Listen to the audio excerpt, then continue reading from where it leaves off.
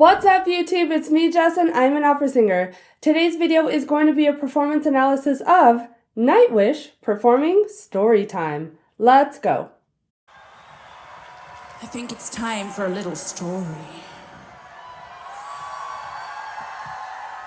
Oh my god. It's definitely story time.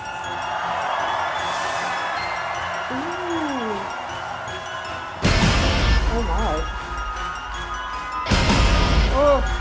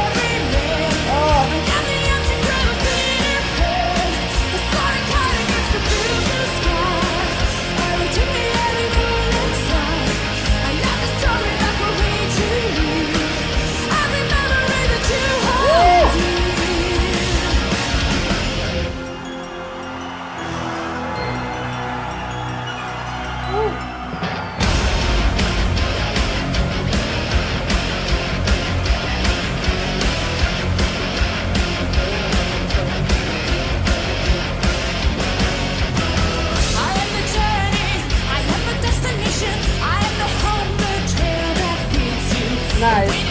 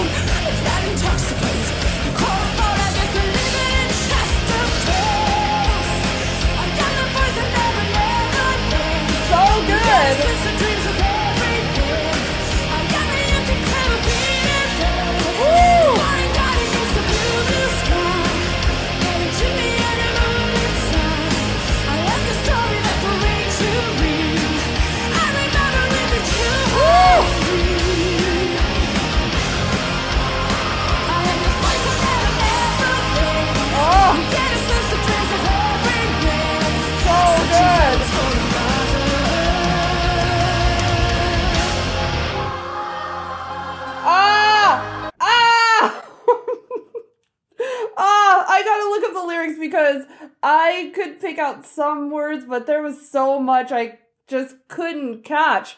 I mainly got Story of Neverland and I heard Peter Pan. Lyrics. It was the night before when all through the world, no words, no dreams. Then one day, a writer by a fire imagined all of Gaia, took a journey into a child man's heart.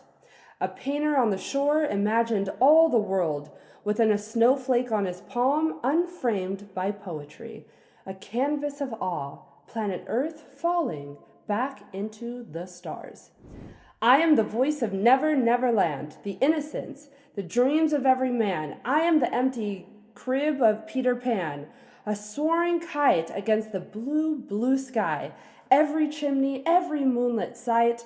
I am the story that will read you real. Every memory that you hold dear. Okay. Wow. Oh, and then I think we've gone on to the next part because I remember the way she said destination. That was really good. I am the journey. I am the destination. I am the home, the tale that reads you. A way to taste the night, the elusive high. Follow the madness, Alice, you know once did. This is so interesting. I have an idea of what this song is about now that I've really looked through all of the words. My God, I thought the setup before anything was said was so good. And I feel like this is just an iconic characteristic of Nightwish. And that is largely the responsibility of the composer. And my gosh, is he so good. It's just magical. Let's dive into this music analysis. So the very beginning, we get no music. And the first sounds we hear besides the crowd is Floor. And she comes in saying, I think it's time for a little story. That is acapella. Then it's definitely story time. And when she says this second sentence, we get this creepy awe, like a choral awe. And the way she says it's definitely story time is a little bit eerie. And I think those creepy choral ahs with the way she delivered it's definitely story time paired really, really well. I think it's time for a little story.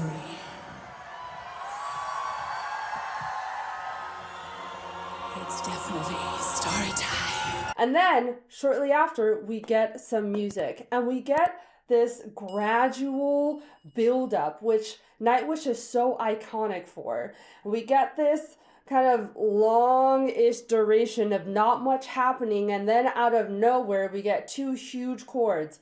And how quickly the chords come and go is what brings so much tension. It's definitely story time.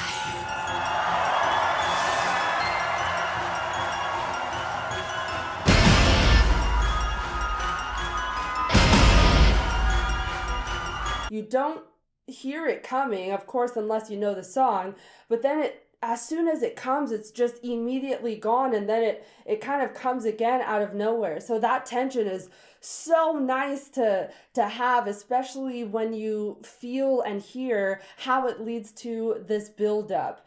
So what I remember after this is Marco just playing a pedaled note like da da da da da da da da da da da da da da.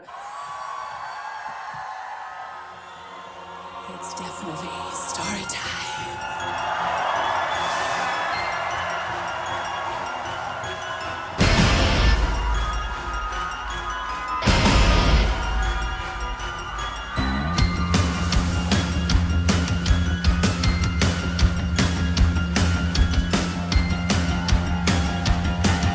That sounds simple, but to me, it doesn't really sound like it would be simple to play. That actually seems pretty difficult to play. I'm not a string player, so let me know down below, but playing the same note over and over again and making each note consistent with the beat, to me, I know is hard on keyboards, on the piano, so I would think it would be difficult on strings too. And then I also remember on keyboards, a note just poking out all the time, and that note poked out, it was scale degree 5. Da, yeah, da, and then it would go da, and the reason why it stuck out was how tinny and bright it was, and also the instrumentation wasn't as loud and heavy on that one particular note. It's hard to hear all of the other notes that come before and after it, but that one note really stood out. Let's look at all of the other notes because what's happening in that theme is really, really interesting. So right off the gate, the first few notes are C, F, G flat, down to F. That G flat scale degree 2, we're in the key of F minor. That is quite unusual. That is Dorian mode. And later on, we get raise 6, which is Phrygian. So it's like you get this play of Dorian in the very beginning, and then once you get that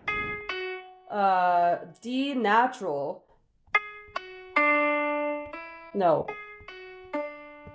once you get that D natural going up to E flat, that's somewhat a Phrygian mode. And so you have these chromatic notes that are pretty reoccurring. You have flat 2, you have raise 6, D natural, and you get flat 1 going up to 1, which is enharmonic to 7 going to 1. It's definitely story time.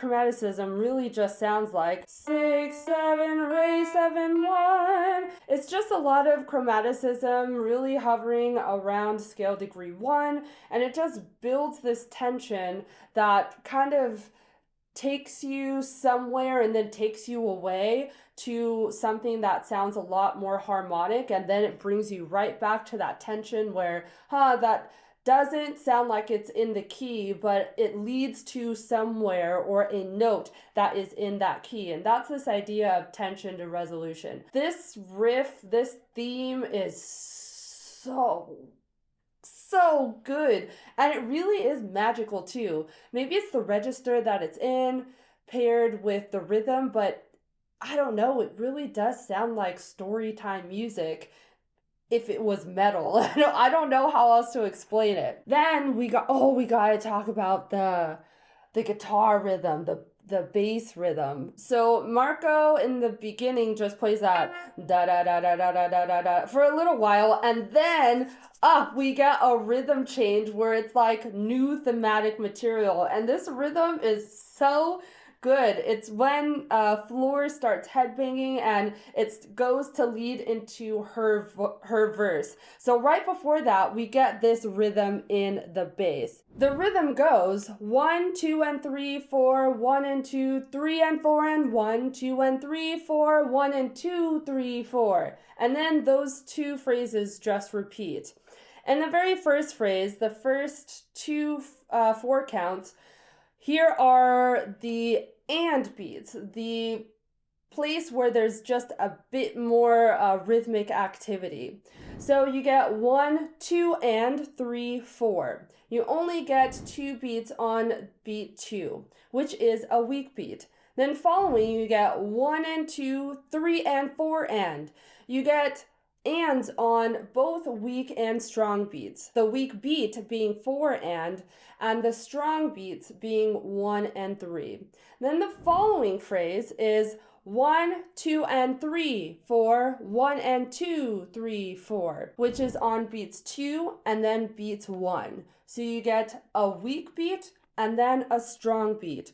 1, weak and 3, 4, strong and 2, 3, 4. I think this is so good and so interesting. It's just this play on where are you going to throw the ands? Are you going to throw it on the strong beat, or are you going to throw it on a weak beat, or are you going to throw it with a combination of the two? And how that builds some tension in terms of rhythm, because that is too a thing. And I think it's just so well put together.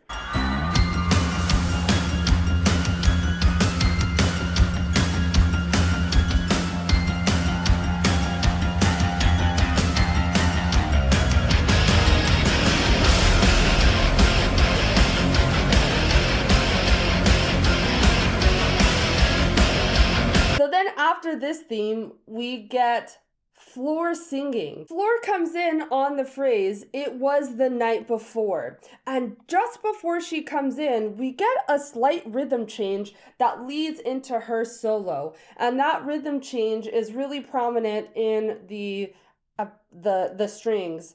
I believe the bass guitar, and I think there's another electric guitar somewhere else on stage that I haven't picked up on. Before we had 1, 2, and 3, 4, 1 and 2, 3 and 4, and 1, 2 and 3, 4, 1 and 2, 3, 4. So then, right before Floor comes in, the beat changes, and it goes and 2 and 4. So you get the ands on beats 1 and 3, which are the strong beats, and then you get the hold on the weak beats 2 and 4.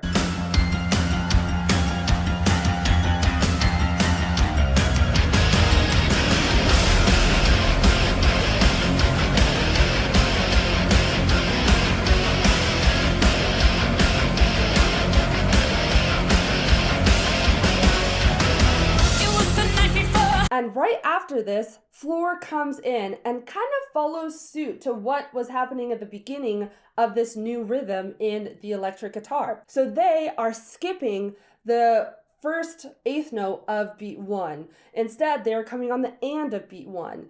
And Floor comes in on the and of beat 1 for her very first phrase, introducing the solo. Floor comes in on the words, "It was the night before," and the very first word is on the "and" of one, just like this new rhythm before she came in the electric guitars. Okay, Miss Floor, you have a lot of words to chew through. The rhythm of the verse in some parts is extremely fast, and there isn't much time to take a breath before the next phrase.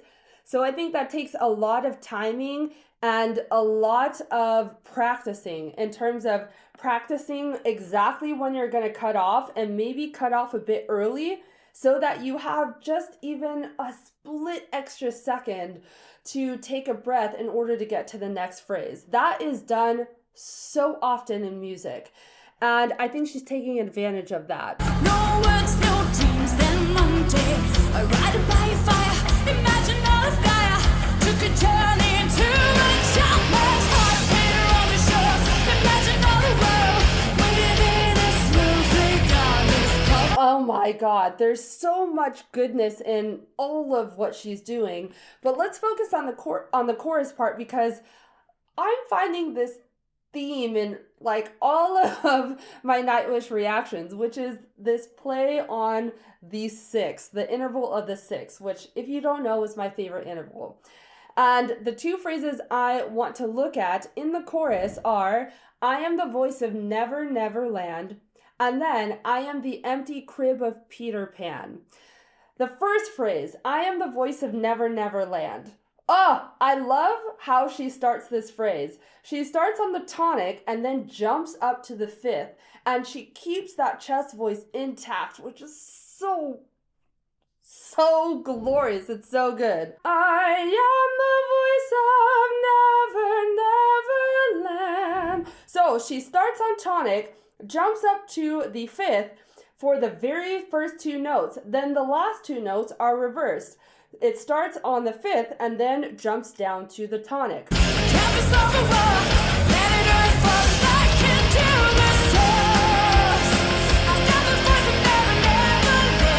The next phrase that I want to talk about, "I am the empty crib of Peter Pan." This is where the interval of the sixth comes in, and she does it so perfectly every single time. It truly is amazing. She starts, same on tonic, "I" for "I am the empty crib of Peter Pan." "I." Now, instead of jumping to the fifth, like she did for "I am the voice," here she jumps up to the sixth, and we're in a minor key, and that six is going to be a minor six interval. "I am." Oh my God. And she keeps the chest voice in this upper range. Chest voice to chest voice with a minor six interval is so unbelievably hard. And also, "I am." What she can do is utilize the similarities between the two vowels. "I am." You could just keep your mouth in the same shape and just get to that upper note.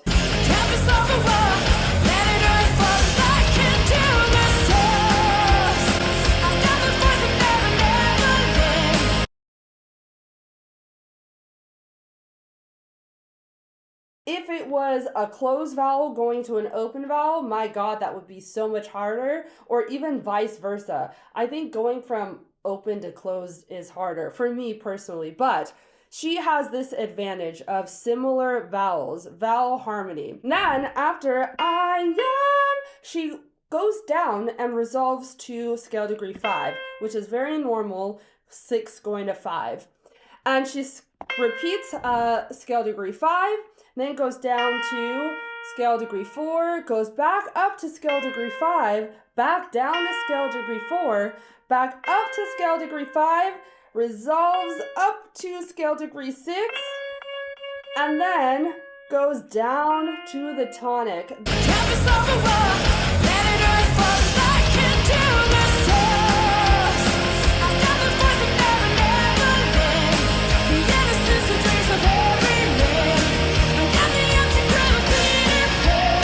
Going back and forth between 5, 4, 5, 4, then up to 5, then 6, and then resolving down to 1. I think it's just so beautiful. And it's in similar fashion to the first phrase, I am the voice of Never Never Land. I don't know, just those two phrases are so good. 2 lines later, we get every chimney, every moonlit sight. And she does something interesting here. Notice she's been keeping so much chest voice in these 2 phrases that we were just talking about. And here, on the word moonlit, she jumps out of that chest voice and goes into more of a head voice.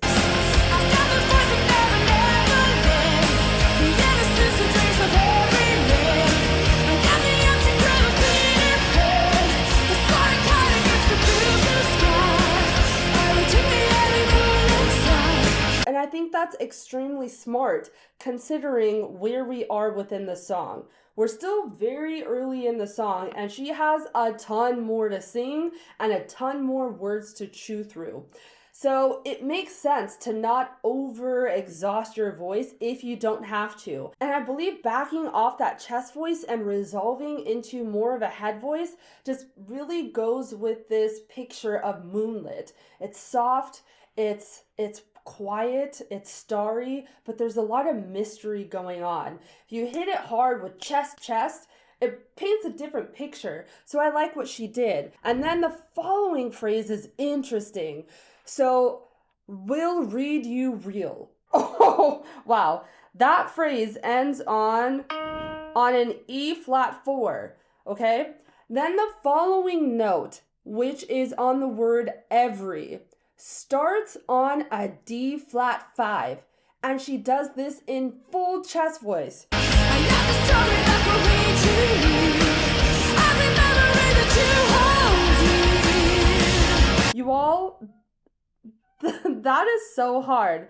Starting from here, and your next note, in full chest voice. Imagine that leap. It's extremely hard. What she does is really smart. She has a beat or so of a break before that interval. And what she does during that break is so important. Preparation for the note. You can see she opens her mouth wide when she takes her inhalation, and she already has the mouth position necessary in order to sing the next word before she needs to sing it. That relieves so much unnecessary tension, it's not even funny. And I remember practicing this a lot. When you inhale to the best of your ability in the mouth position that you already need to be in before you sing the note. That way, you're not trying to move your mouth in an exaggerated way at the last second, which can bring up so much unnecessary tension. Oh wait, no, there was another cool part right before the second verse. It was the rhythm. Yes, it was the rhythm. Ooh, this bass rhythm. Just this theme is gonna keep coming back. Last part we need to talk about is this very short transition from the chorus into the second verse. It's so, everything about this song is so good. The first part of the transition happens in what sounds like brass instruments, but I believe it's just being played by the keyboardist.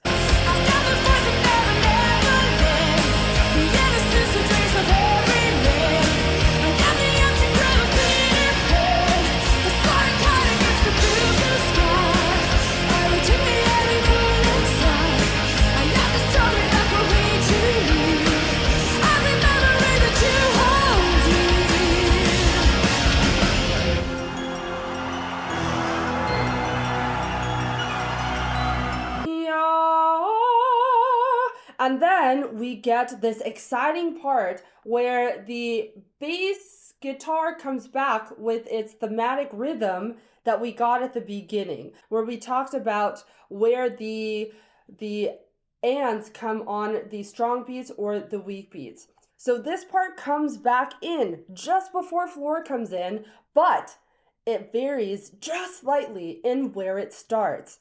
So where it starts on is actually beat 2. it skips beat 1 altogether. Remember the rhythm goes 1, 2, and 3, 4, 1 and 2, 3 and 4, and 1, 2 and 3, 4, 1 and 2, 3, 4. Now, the very beginning, the first note, 1, is played in the beginning of the song. But here in the second transition into the second verse, it skips beat 1 and goes right into 2 and 3, 4, 1 and 2, 3 and 4, and 1, 2 and 3, 4, 1 and 2, 3, 4.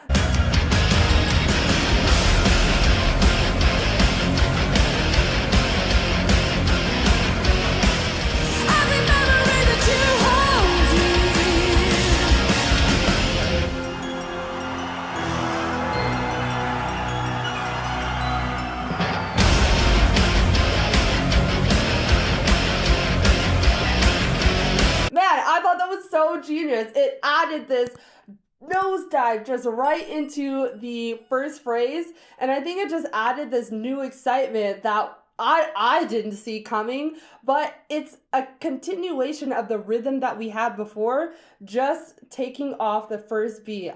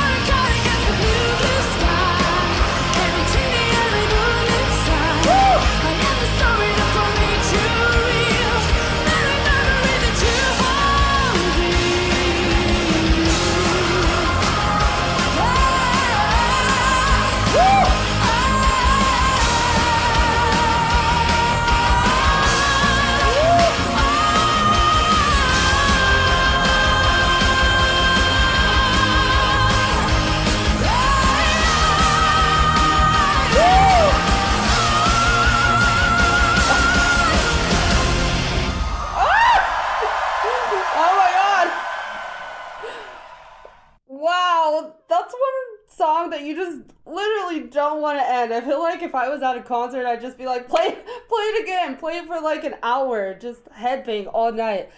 My goodness, it was really nice to hear her classical side come into the song. And I thought compositionally, Thomas is just a genius, so smart.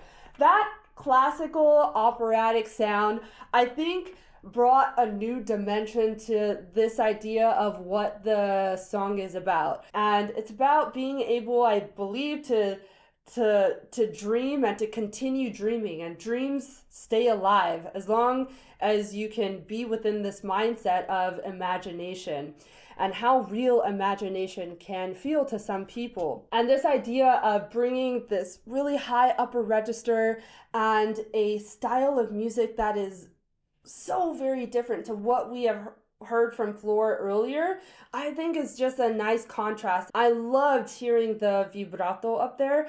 I think for people who aren't classically trained and who attempt to do this style, I think the hard part really is bringing out a vibrato that is natural and that resonates, so it takes advantage of all of the harmonics around the note that you're singing. And she sounds unbelievably well in this upper register, and she sounds powerful. I love that because I think a lot of that is lost in classical music now. I think the power of the chest voice and how resonant it is and how it really is meant for stage and theater, I think is lost in that upper register. Of course, you don't bring your literal chest voice all the way up there, but there are characteristics of chest voice that do carry up into that register that just brings us this powerful presence that can shoot over an orchestra, that can command so much attention and bring so much drama to the line. And she does that really well, and I do believe it's because she's got a strong connection to her chest voice.